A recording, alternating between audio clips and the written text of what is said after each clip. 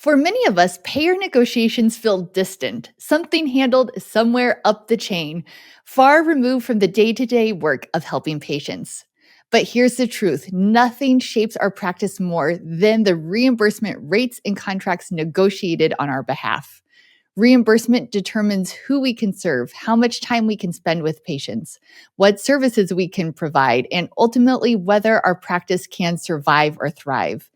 And while therapists may assume this is a job for billing or leadership, every OT and PT needs a foundational understanding of how payer negotiations work. In today's episode, we are joined by two leaders with deep, real-world expertise in this area, Chad Herzog and John Hutchinson.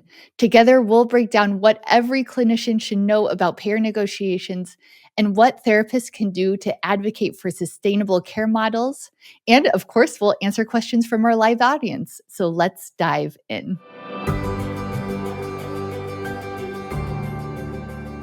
Welcome to the OT Potential Podcast. I'm your host, Sarah Lyon, OTRL.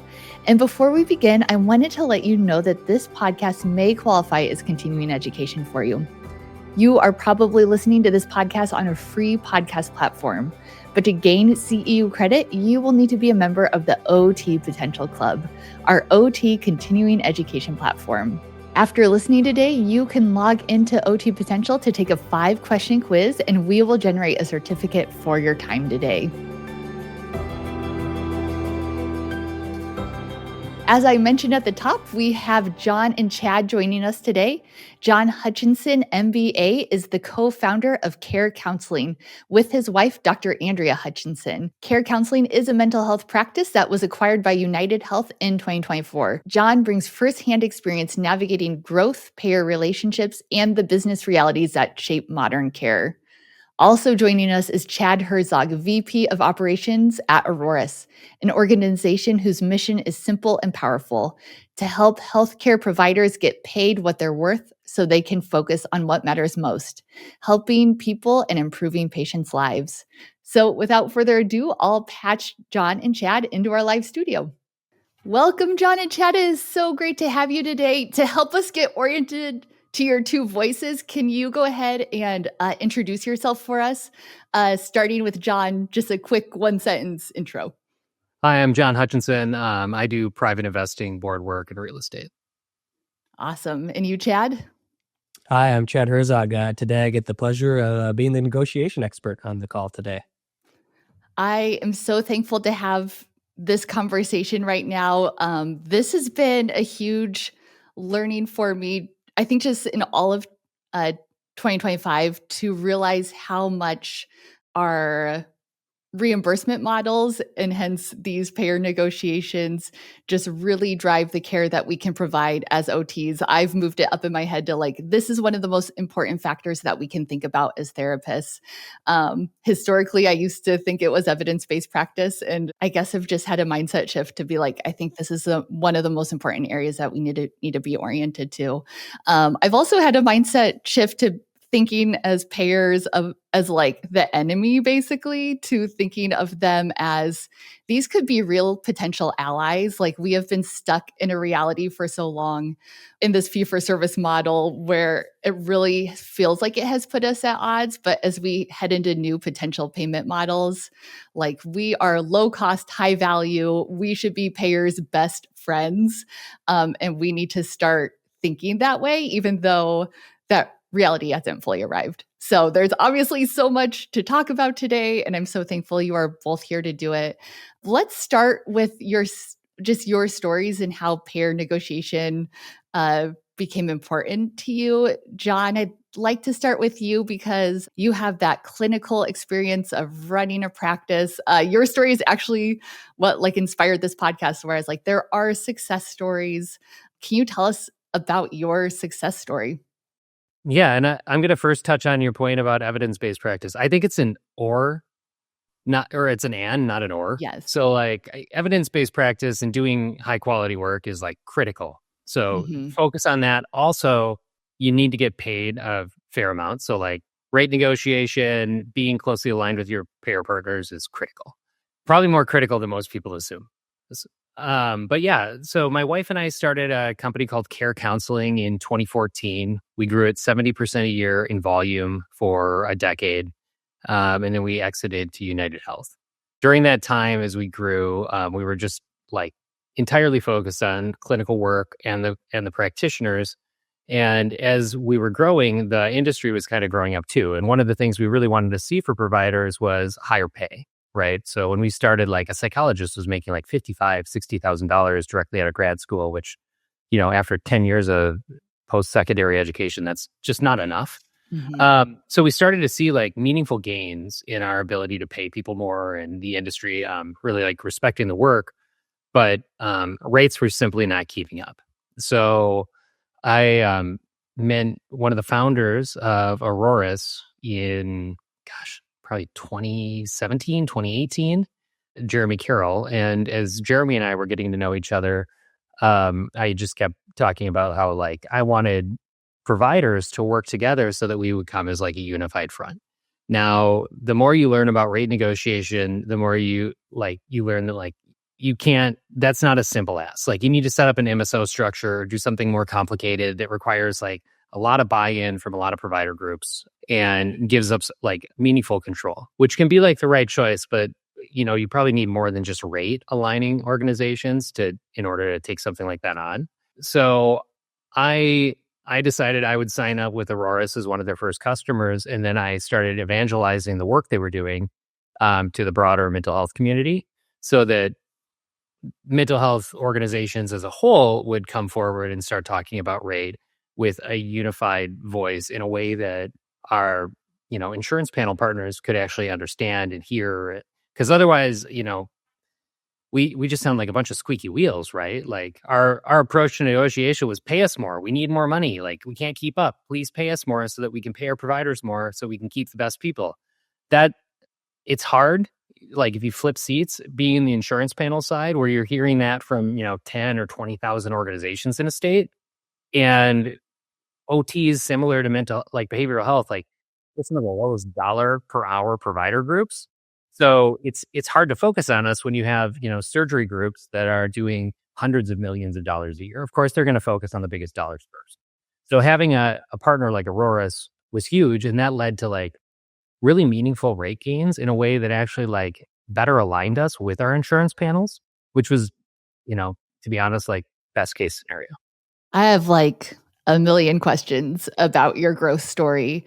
I think that most OTs operate in that smaller scale kind of organization. I'm curious, just in your story, like at what point you had grown to when you like reached out for help with that payer negotiation, and what it looked like when you were in the smaller stage.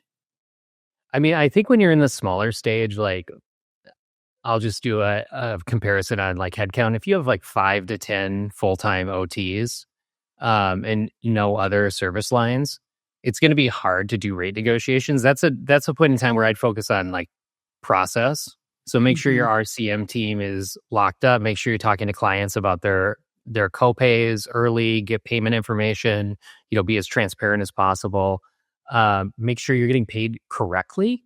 So a lot of times, like you'll get underpaid. It's weird how it's always underpaid, but just do the ticky-tacky stuff on the RCM side, and watch it. It's very easy to like ignore that and think it's going well, but then you end up with like exceptionally high numbers of write-offs. So I would say like get laser tight when you're in that smaller size on just RCM. And then the only other thing you can really do is like find an MSO partner or a larger organization that can actually support you if you're not interested in growing your organization yourself, because like it's hard to get attention if you're only doing a few $100,000 of work a year with each insurance panel. So whatever your business is, if you're doing $1 million minus Medicaid, minus Medicare, and then divide it by the number of insurance panels, that's kind of like your relative importance. And if it's not like $1 million, $2 million, it's going to be really hard to get any attention. Mm-hmm. Yep. And I think that's the world most of us live in. So I'm excited to talk more about what we do from that position today. Chad, I want to hear your story too, like how you got into negotiation, what you've learned. I also want to say financial disclosure at the top. I probably should have said this at the beginning. You obviously work for a negotiation company. I felt good about having you on though, because you work with such bigger players than most of us are involved in. So I'm thankful that you're here to talk to us where we're in an earlier stage than when you usually like step in. So with that set up, tell me your story. Yeah, I'll tell you my story and then a little bit of the story of Aroris as well. So, personally, I didn't set out to work in payer contracting.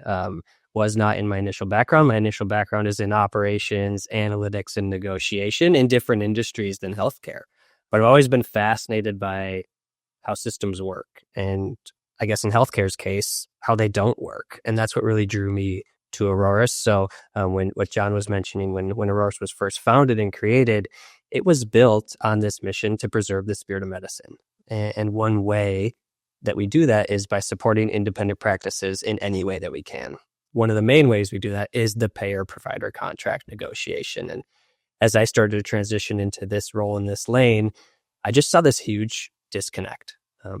Providers are doing incredible clinical work, but the financial structures surrounding them are broken. The fee-for-service model it's broken. It's inconsistent. It's misaligned with actually the care that's being delivered in a lot of cases. And so really what kind of pulled me in was seeing the major impact that reimbursement has on absolutely everything across both the clinical and the operational landscape.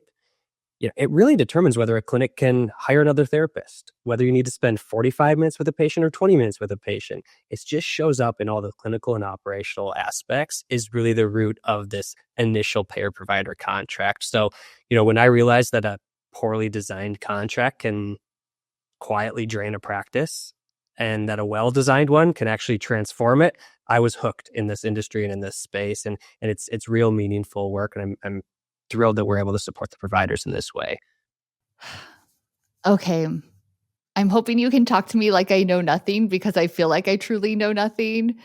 Okay, so let's say this scenario is I have a OT SLP company with 5 to 10 therapists.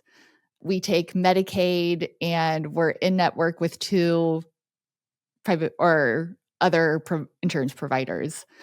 Do I get a contract from them every year? And then do I call them up if I don't like it? Logistically, So what how we happens? start with this? Yeah. Where do we even start? You can negotiate insurance rates. Most people don't know that. Okay, insurance, yes, yeah. Insurance rates are negotiable. Hard stop. Most providers don't realize that. Yeah. And Not they're Medicare or Medicaid. Medicare and Medicaid rates are typically fixed, but a lot of times, at least in Minnesota, and I know in other states, there are things you can do to get enhanced rates from Medicaid, like providing access to lower income households or, pick it, whatever the issue for your space is and the state's appetite for it. There are a lot of times you can get grants or incremental fees. But Chad, do you want to talk about what it's like to get your first contract? Yeah. Yeah. I think that's where we can start. So if you have a group and you're kind of starting out, you do have, yes, your Medicare lines, your Medicaid lines, but then you also have these contracts with the insurance panels. And within those, there's commercial plans, there's Medicare Advantage plans, there's managed Medicaid plans. And even within each of those, there might be separate products and separate fee schedules underneath those. So you might say, I'm in network with Blue Cross commercially. They might have 4 different fee schedules depending on the state that you're in, based on the different insurance plans that these patients and members have. So what we really start with and what we suggest with is doing an internal audit of just what do you have and what are you at. So first off, what's your business mix? Are you mostly Medicare and Medicaid through the state? Then there's probably not a ton of negotiation opportunity. But if you do have some of these other programs and these other plans, you want to get them in-house and just really understand, what is my mix? How big is Blue Cross Blue Shield? How big is UHC? How big is Cigna and any other regional payers as well? Once you have a good understanding of your landscape, of your mix of business, that's the first piece of data. The second piece then is actually getting your hands on those contracts, amendments, and fee schedules. Because to your point, Sarah, they do start with an initial contract, and then that thing either updates automatically, or it never updates, or it updates only when you talk to them on the right Tuesday in November. A lot of these things are deep buried within the contract. So that's why groups like us exist, is to be able to pull out those contracts and really look at what are the 10 to 15 most important things that I need to understand about this contract, because it's really going to set the stage to be able to compare them against each other. What we find often is on a particular code that you might utilize, you might see a significant delta between what Blue Cross is paying that code and what UHC is paying that code. Same procedure, same level of care. The only difference is the insurance panel that the patient has behind their membership. And when he says significant, like 50 to 100%. Mm-hmm. Yes. And so that's where it all comes down to benchmarking. So that's where we would start is, and then to your point, John, you asked about getting into a new contract. You can leverage this information, the information that you have, to then go out to new insurance companies and say, I'm interested in what a contract with Cigna might look like. But if Cigna is only going to reimburse this code at $50 and Blue Cross Blue Shield, I know, is already reimbursing at $75, there's your negotiation. There's your discussion. I would also say, just because I think this is a really important point, a lot of these contracts will flow into an evergreen state, meaning they'll just live forever if you don't talk to the insurance panel. And they have an incentive, because it's important to remember that, like, these insurance panels, like, we like to blame. It's always good to have a boogeyman, right? But like, their job is to keep healthcare costs low. So like, they're a counterparty because they're trying to do their job, right? And as someone that has little kids and spends a lot on healthcare, like, I appreciate when my prescriptions or my doctor's visit doesn't cost me an arm and a leg. But OTs, I've seen the math. Like, it's so very tight that, like, you need that extra $5 or $10 or $15 per session. Otherwise, you're like, how are you going to comp people? How are you going to pay your bills? So like, you want to be negotiating actively every single year. And that might just be like as simple as contacting them 6 months early and say, hey, we're going to cancel our contract with you if we don't get a cost of living increase, like whatever CPI is. Like, at the very least, if you got $75 in 24, you should be going for $78 in 25. It's not, you don't need these increases to be astronomical to really like give your business some life. Because the problem is everything else gets more expensive. Mm-hmm. So if your rates aren't going up, like, you're in trouble. Mm-hmm. Yeah, the way just to tack onto that and double click on something that John mentioned there, the way that we like to speak about it is never miss the opportunity to negotiate. So we want the opportunity to review these annually, because a lot of these are annual contracts. And like John mentioned, they go evergreen. But there's so many different designs behind these contracts. And I don't need to get into all the details, but I can't count on two hands the type of reimbursement methodologies that there are, that these payers will use. Not everybody is based off of Medicare. Some payers create their own fee schedules. Some are based off of things that are made up and you don't actually even know what they're tying to. That's what we find when we get into these contracts. And it's to John's point, you just want to review them annually to make the opportunity to have a negotiation. Sometimes you'll see that it's actually a fair contract, and then you can have peace of mind that, hey, we have a fair contract for this year. We'll touch it again in a year.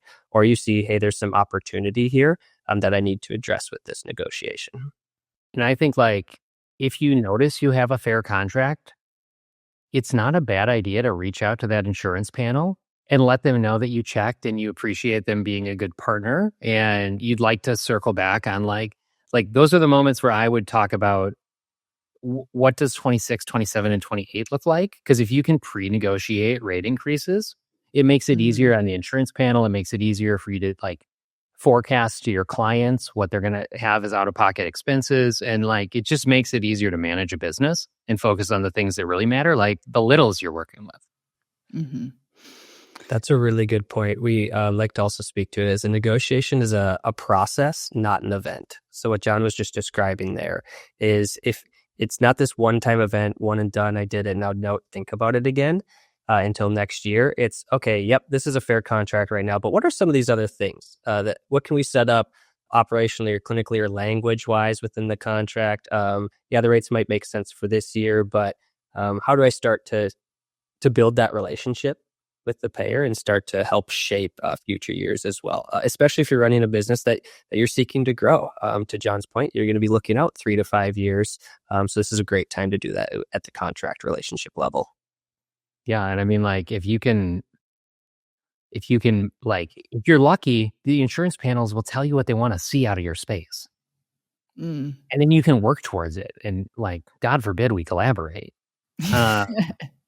But like, if what they want to see is like certain diagnostic codes occur for a period of time and then end, it's like, we can work towards that. Or you can share your perspective on like, it's good to look for the average, but we're worried about for us, it was always like, I'm worried about the clients that come in for one session and fail out, or that come in for hundreds of sessions and never graduate with certain diagnostic codes. It's like, if someone has anxiety, like, and it's tied to a certain thing, like, we should be able to get them out of therapy at some point. And that's what insurance panels want. Because like, if we look at long-term healthcare costs, like, the way we keep costs down is we get people healthy and release them into the wild. And that's where the contract negotiations really get fun. Is, yes, there's the fee for service model that we live in, and we do like to talk about, okay, that needs to continue to increase in order to support the operational expenses of the practice in a lot of ways. However, you can also then start to get into really unique conversations about clinical outcomes and how do we compensate for those and pay for performance and some of these things that really do truly get to the root of what we're all here for, and that's high quality patient care. And the contract can actually help deliver on some of those goals if structured appropriately. Yeah, we started doing telehealth in like 2017, 2018, because one of our insurance panels shared what I would call like devastating research about suicides in rural Minnesota.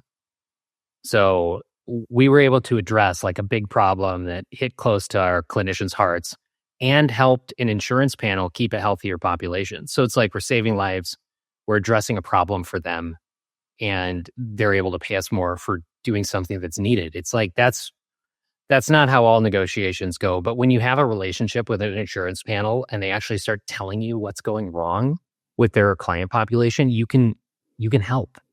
Mhm. Yeah, that's so what I hope to see the future of negotiations looking like, especially as OTs, PTs, where there's so many areas we can intervene earlier for a low cost, like low lift for everyone, and has huge long-term benefits for the patient, for the payer. Yeah, I mean, PTs with the boomer population, like, how many knees and shoulders, like We elbows, can can we prevent not so replace? much. Yes. So much, Yes. yeah, and also, like, that's so much better for the client if they don't have to get cut up. Mhm. Yep. I mentioned at the top, the stories that I hear around this are not success stories. Like, they are codes not getting reimbursed, codes getting reimbursed minimal amounts, like decrease after decrease after decrease. Um, Tell me the story of like a successful negotiation. John, you've kind of alluded to that, but like, give me the details of like, I want to know like who calls who, what happens, what's the details of what a successful process looks like. Yeah, I'll start with the process here, and then even go into a success story, and one that hopefully resonates with the group here. But really, the basics of a negotiation is it's really a provider organization reaching out to the insurance panel and just having that conversation about reimbursement and the financial terms under which they're being paid. So who would negotiate that? Typically, depending upon the size of the group, it's somebody in the operations or contracting or leadership position, like John had mentioned. He had done this as well with his practice. For smaller practices, it can become a burden, really, in order to try to fit this into the day. So, there are groups like ours that exist to help support the betterment of all these practices. There's a little bit of a consolidation epidemic going on in healthcare right now that we don't believe is great for patients. We don't believe it's great for innovation. And that's why we're here to support the independent groups. So a firm like ours, a group like ours, to just help level up the resources and make this be one less thing that you have to focus on. So generally it's somebody in one of those spaces. Sometimes it's a rev cycle person as well.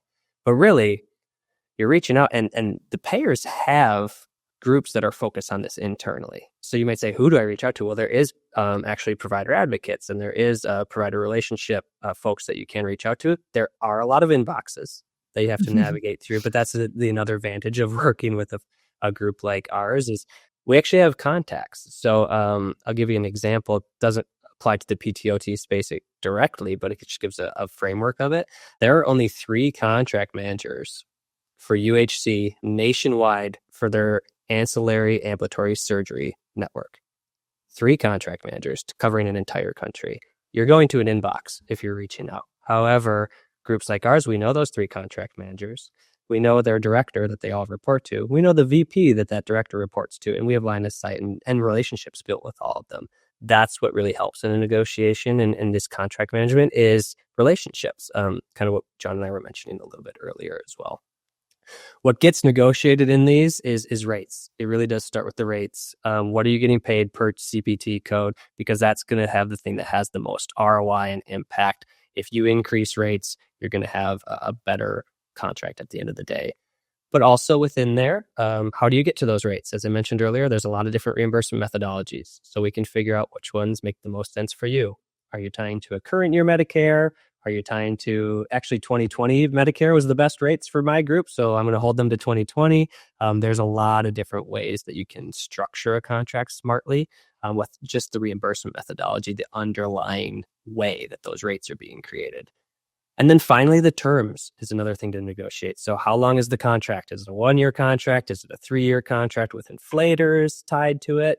What does your termination clauses look like? What requirements are on the operationally on the practice? All of that is negotiable as well. So really rates, methodology to get to those rates, and terms are what you're negotiating.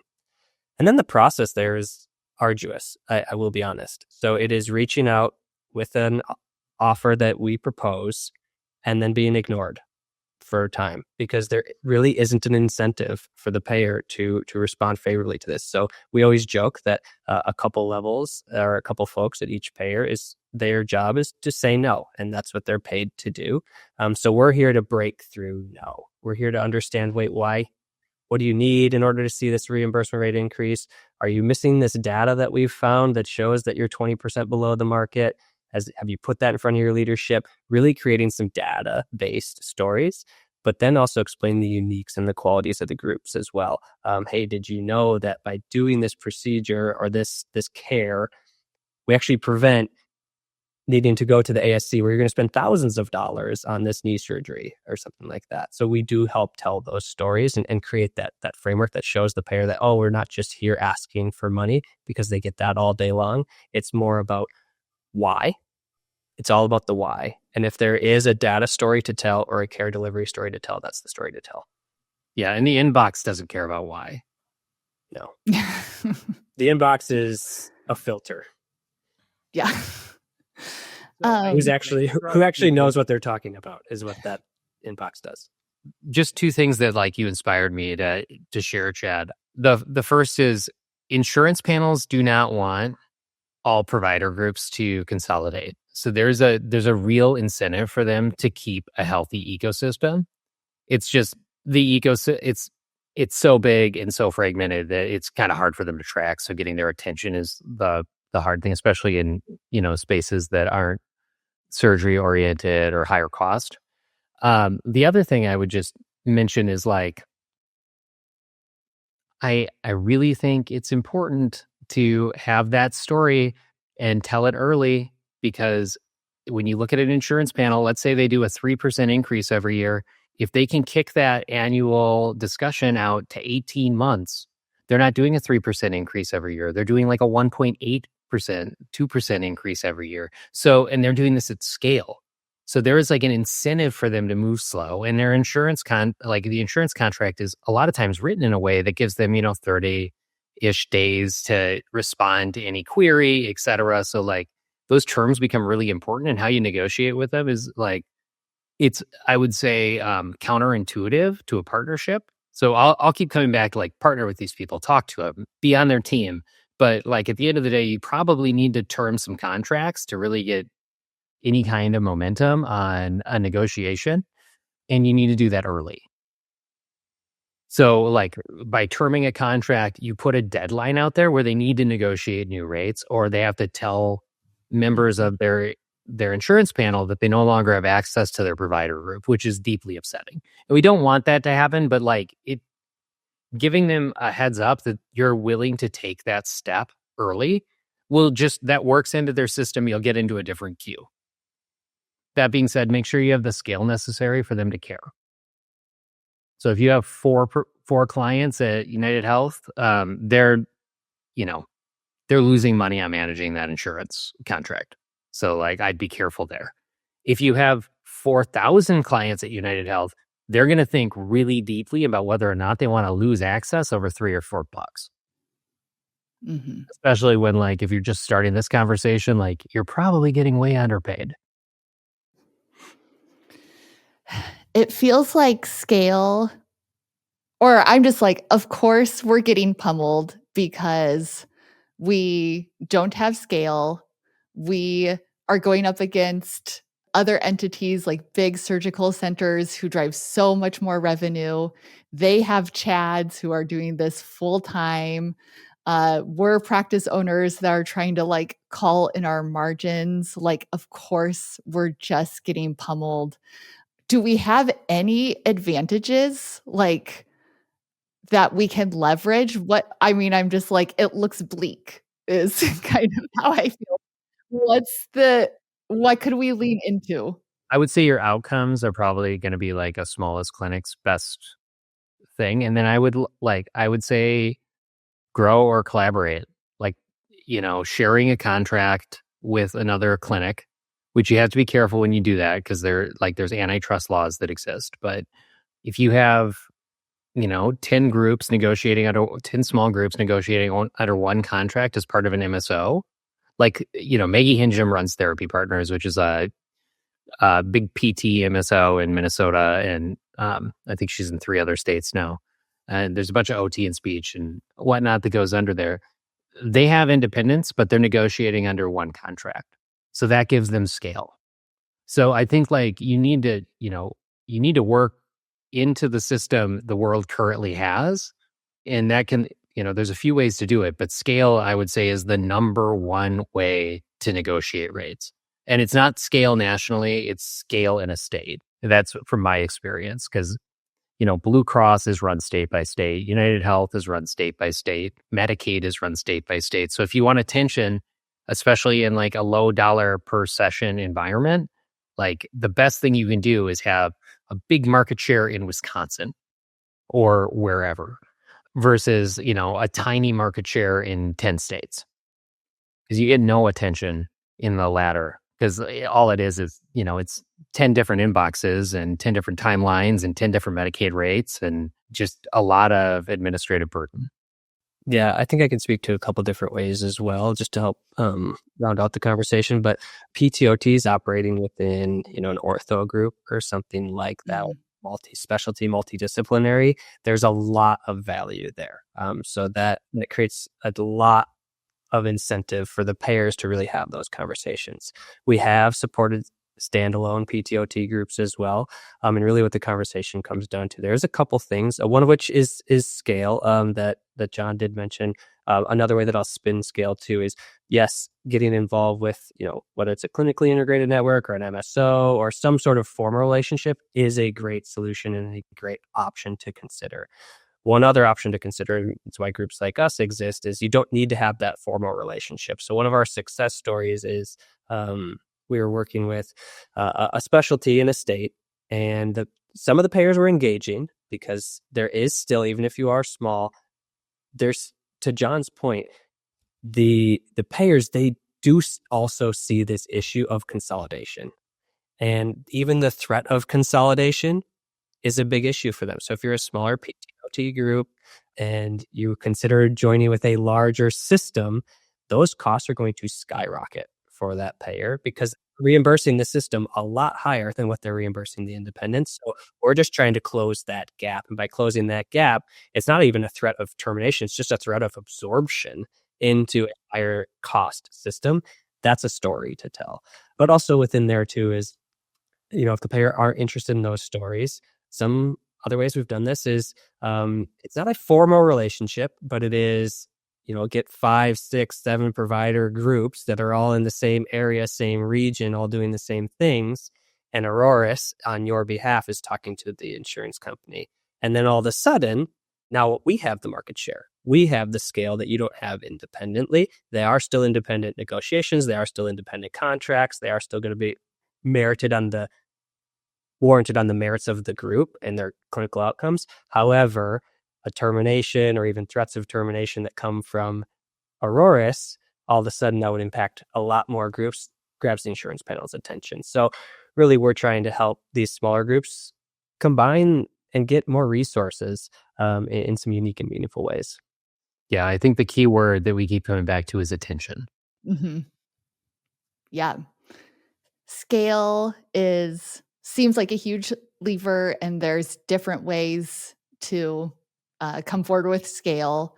The other thing I want to ask about is like those outcomes and the data, like what gets their attention? Is it clinical outcomes? Is it benchmarking against other payers? Like what data gets their attention?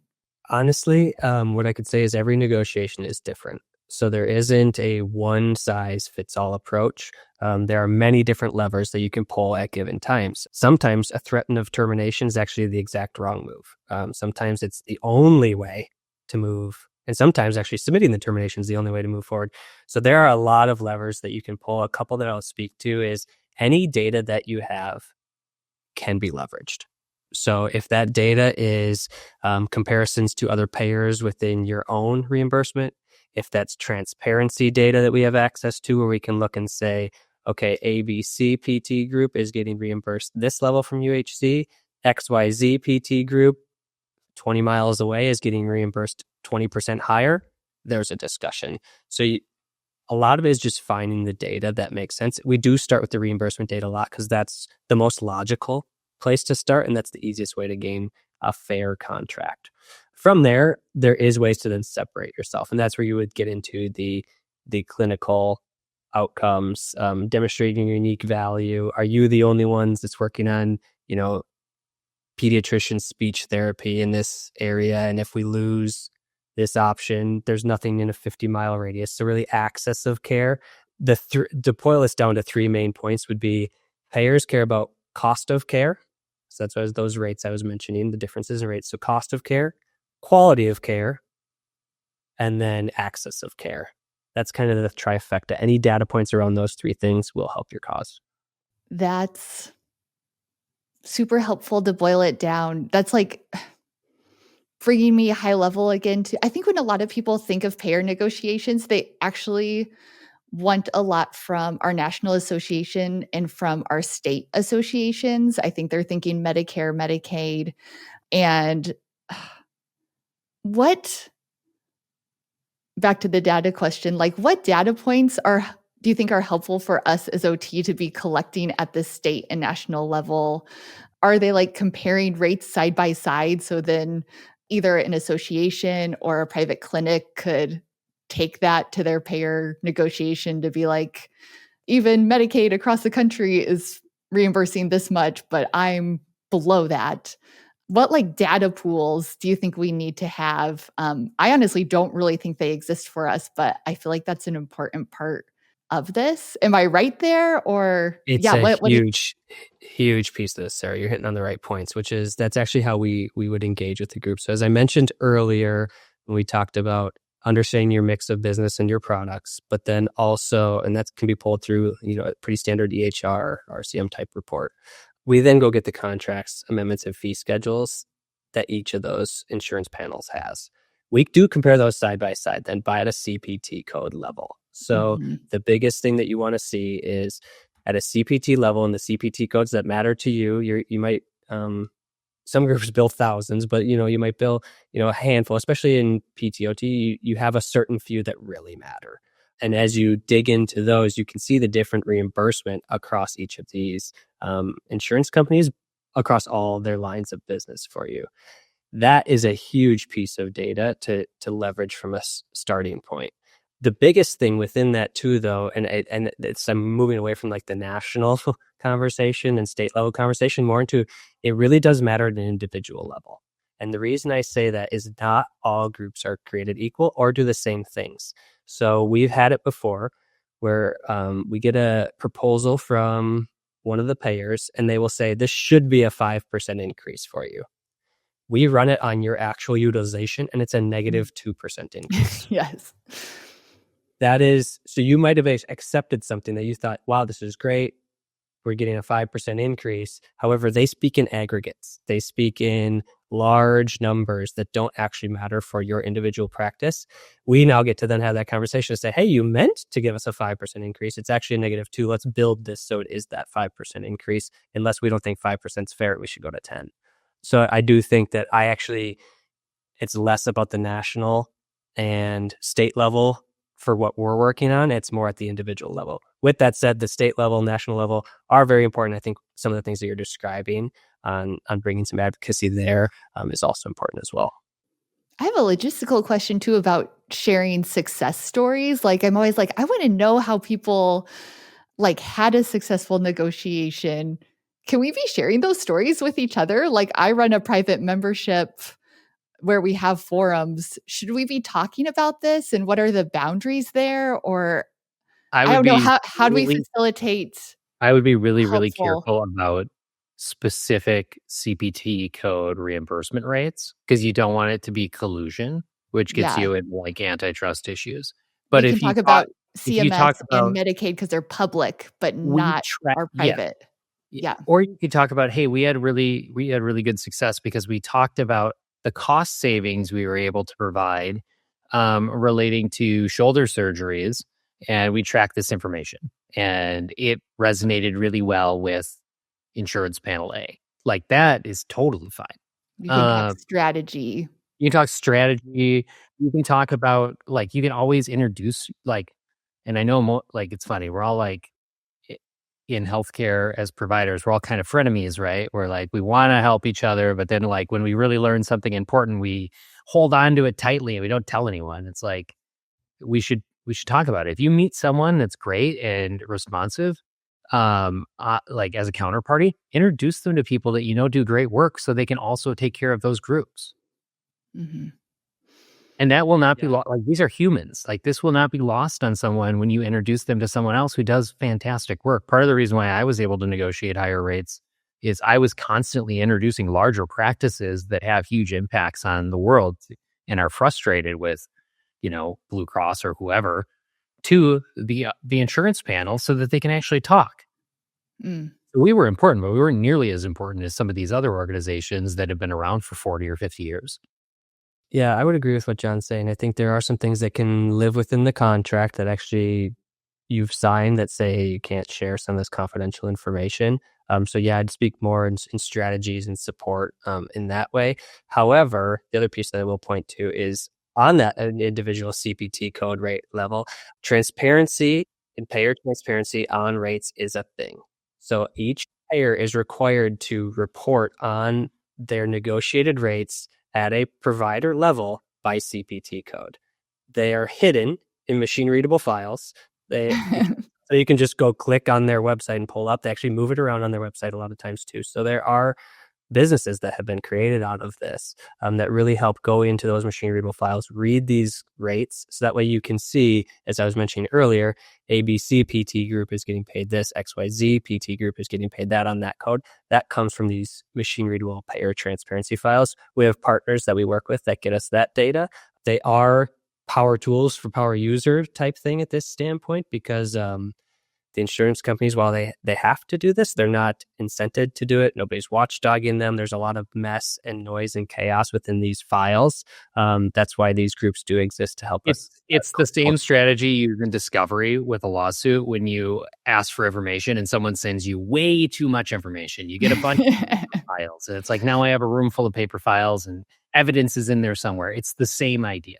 So these machine readable files are like hundreds of terabytes monthly. So, and a lot of ghost rates and things that aren't accurate. Yes, and like, there's language. It's just you really like, good luck opening a machine readable file without one of those partners. But like the fact of the matter is technology is moving faster than you'd believe. So at some point those rates will be available. I really want to get to those big picture trends, but I really want to sneak in this question. If I'm an employee, can I ask about all of our negotiated rates and can they share that? And is that helpful? Like, how transparent should we be within our company about our negotiated rates? Yeah, I mean, like, I think a lot of times there's risk to the organization in like sharing too much discrete information. But like, I'm a believer in transparency, and most employees can, like most provider groups, they can see what's being charged to their clients. Mm-hmm. You can always go look and like, but the thing is that like RCM, which is revenue cycle management, and like the way healthcare is paid is inherently really complicated. So maybe we should start there. Here's how an insurance bill works. You have a rate for your CPT code. I'll use behavioral health because it's easy for me. So you have like 90837. That is a code that is for like 1 hour of talk therapy, right? Technically like 53 minutes. So let's say you bill that out and your stated rate is $400 because it always needs to be some absurdly higher number than what you actually get paid. Yep. Then you have a partner. This is all fake, but then you have a partner that like United Health, and they have a negotiated rate of $150. So the first thing that happens is you send it to a clearinghouse, it gets adjudicated, and then it comes back with a $250 discount, and then some portion responsible, like the client will be responsible for, and some portion the insurance panel will be responsible for, depending on the time of the year and their deductible, right?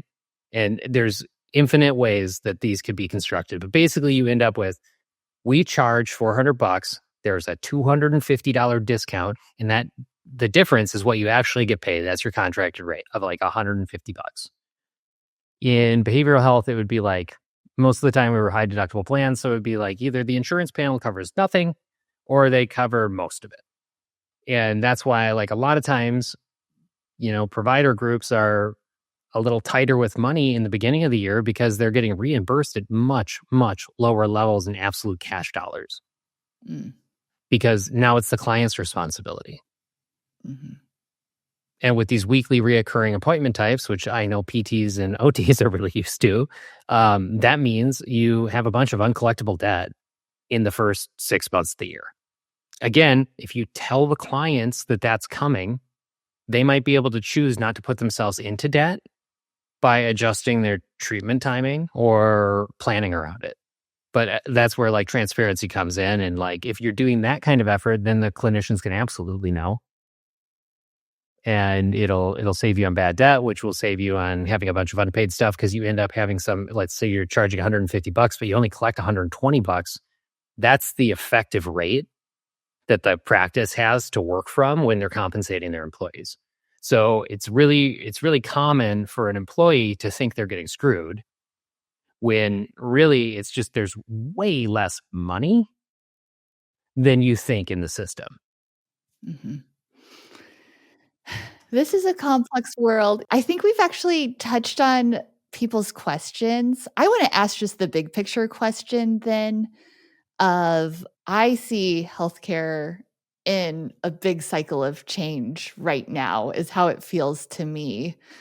What does this mean for this topic and these payer negotiations? Am I right that like we are low cost, high value? Shouldn't this be a good time for us? What do you guys see as those big picture trends? Yeah, I think a few major trends they'll be shaping, especially in the payer provider contracting and negotiation landscape, is a couple of things. One of which, I think those transparency files will become more usable. I think they're really messy and frustrating right now.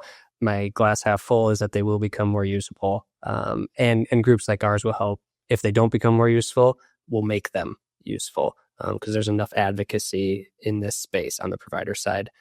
I do think we'll see a shift from fee-for-service to more value-based models. So advice that I would give to PTOT groups is, yes, let's continue to have these fee-for-service contract negotiations because it is your lifeblood. We were talking about before, it's the oxygen to the group in order to make you have any chance of success, that you need to get these incremental increases year over year.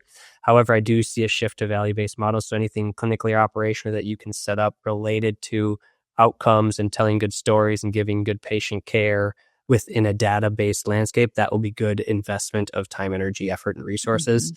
I do continue to see consolidation on both sides of the house, as much as we're fighting against that, as much as the payers might claim that they're willing to support that. It doesn't come without effort. So I do think we'll continue to see some consolidation. And in some places it might be helpful, and in some places it could be harmful.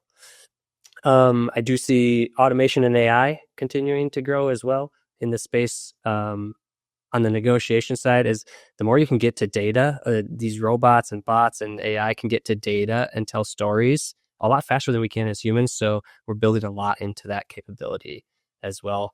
And then ultimately, I'd say the final thing that I see is I don't see the payers changing how tight they've been. I think they're going to continue to be under pressure to hit margins for their stockholders and shareholders. And I think that is directly at odds sometimes with patient care and needs in that lane. So I do anticipate it'll continue to be some tightening on the payer side, and we want to be on the right side of those conversations. Yeah, I kind of see two things. One, when you're talking about value for like preventative care, the longer it takes for that value to like show up in the real world, the less likely it is that the insurance panel is going to value it highly, because they're looking at things on a plan year basis, right? So like a healthy population 30 years from now really doesn't, it's not going to get priced in. That's where like Medicare and Medicaid should care deeply. But like when you're talking about, we're going to create healthy kids so that they can be employable in 20 years and not have a bunch of cost in the next 60 years, that's like a federal and state government incentive, which is really important. But like, I wouldn't expect a commercial insurance partner to care about that.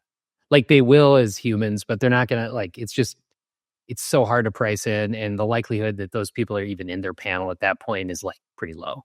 So I would try to shrink that timeline as much as possible so that it actually can, like, that's where value-based care works. It's like, how do we keep a population healthy for the next 2 to 5 years, right? And then I see, like, and not to be like doom and gloom, but I think there's going to be exceptionally tight, like, years coming up. Like, you look at what happened to CVS Aetna, or like in their value and how much money they've lost on pricings. You see the same thing with Centene and United Health. The insurance panels are losing money. So they're not like, it's easy to say, oh, look at them, they're taking so much, but also like they're not doing exceptionally well. So it's hard in an environment where people aren't doing very well financially to get them to open their wallets freely and spend more money. And then you look at the fact that like we have 55,000 people a day turning 55. There's so much pressure on Medicare, just from a volume base, that like it's going to be tight. So it's really important that like we're operationally effective and we're working together and we're doing everything possible to show the value, like in a crystal clear method, because like there's pressure. Mm-hmm. Thinking in that shorter window, I've been like, just had this inclination of like, we have the research. We know that as OTPT, we are great at reducing hospital readmission or hospital admissions and surgeries. Like that seems like our stories, because they're the short term, they're and somehow I think it's hard as an individual. I don't even know how you do that, but as an individual practice, we have to figure out how to tell behavioral that health. story. We would track number of hospitalizations through ambulance rides. So we had one. Yep. I've been wondering if that's what we need to do. We would say less than one of our clients in 10,000 sessions takes an ambulance ride. So going on an ambulance in Minnesota costs the same as weekly therapy for 5 years.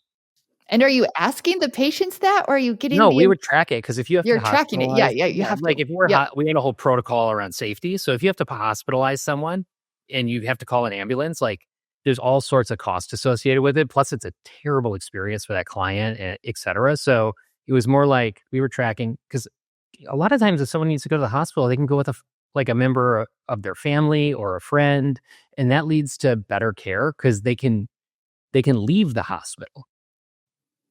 Like, otherwise you get admitted into the ER and there's a hold and there's all sorts of like, sometimes like nonsense around it because we're trying to keep that person safe. And it's like just knowing your space and being able to say, hey, we reduce this cost in this way. And we know that it leads to all sorts of wonderful outcomes, both for cost and for the client. But this is a very trackable, easy to understand thing. Where like industry average is like 1 in 1,200 sessions. So like pick a widget. Yeah.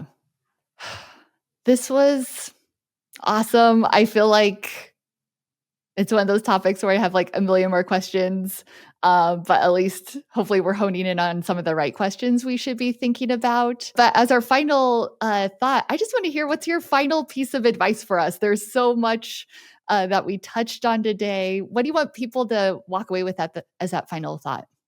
Yeah, I think I'll jump in here first, John. You have the final word. I think what I would say is if you're feeling overwhelmed right now or this isn't making sense, that's okay. And that's why folks and groups like ours exist, is to help be that resource and that support. If I had to go in and do speech therapy, two of my kids are in it. I was overwhelmed trying to walk them through that, and I needed to bring in some support and help from an actual expert, and it's been a game changer for me and my family. So if you're feeling that way, it's normal. I think the big advice I would give is just think of reimbursement not as this burden, but it truly is a clinical tool for you that you don't have to drive. You can keep focusing on patient care and care delivery while you let the business teams focus on this, and really put this in front of your business teams. Ask them, when's the last time we negotiated our contracts? Do we know what those look like? Do we have them even on hand? A lot of groups don't even have their physical contracts or even digital contracts on hand. So those would be some of the things that I would ask. So yeah, final word is think of reimbursement as a clinical tool for you. Yeah, well said. I would think like it's a marathon, not a race, right? So it's 12/2. Maybe by 12/31, you can get your RCM team or your business team to simply document what your insurance rates are by CPT code for your 4 largest reimbursement partners. And you want them to pull that from the contract. And if they can't find it from the contract, then you know what you need to do next, which is go get the contracts. Document that and then make sure you're getting paid correctly. That's a great first step. And then, there's like Aroris is a wonderful partner. I had success working with them. Spend time on this. Don't ignore it. Well, Chad and John, I just am feeling so grateful for your time. Like, I know you are both busy and don't really even have a vested interest in this space. So you're really just showing up here to be helpful. And I'm so thankful for what you've shared today. I feel like we are the underdogs. So thank you for helping out the underdogs today. And this has just been awesome. Thank you so much for the time. We have kids that we're Americans. We believe in this space. Like, keep doing good work. Well, thank you both so much. Thank you for joining us on the OT Potential Podcast. To earn 1 hour of AOTA-approved continuing education for your time today, you will need to sign in or sign up at otpotential.com. Once you're in the OT Potential Club, you will find a 5-question post-course quiz connected to this episode. When you pass the quiz with a score of 75% or higher, you will be able to download a PDF certificate that certifies your completion of this course. Okay, I want to thank you for joining us today, and we'll see you next time.